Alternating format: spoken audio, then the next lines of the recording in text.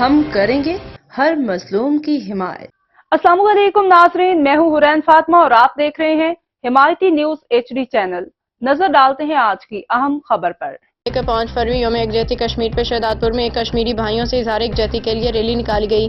Rally کی قیادت Qamaruddin Rahpoto, assistant commissioner Shahzadpur Muhammad Anwar Zardari, TEO male primary Shahzadpur Niaz Ahmed دائیں، سابق DO پرائمری سانگڑ محمد رفیق کرائن، TEO secondary Shahzadpur Rahm Ali Zardari مختیار کا شہزاد پور کر رہے تھے۔ ریلی پریس کلب شہزاد پور پہ پہنچی تو شرکا سے خطاب کرتے ہوئے مقررین نے کہا کہ کشمیر پاکستان کی شارک ہے، اور کشمیری بھائیوں کے ساتھ ریلی سے خطاب کرتے ہوئے پریس کلب شہزاد پور کے سابق صدر سینئر صحافی سید ارشاد ظفر بخاری، راؤ محمد یوسف، پیر محمد اکرام، رضا محمد اسلم مغل نے خطاب کرتے ہوئے کہا کہ اقوام متحدہ مسئلہ کشمیر ترجیحی بنیادوں پہ حل کرانے میں اپنا کردار ادا کرے۔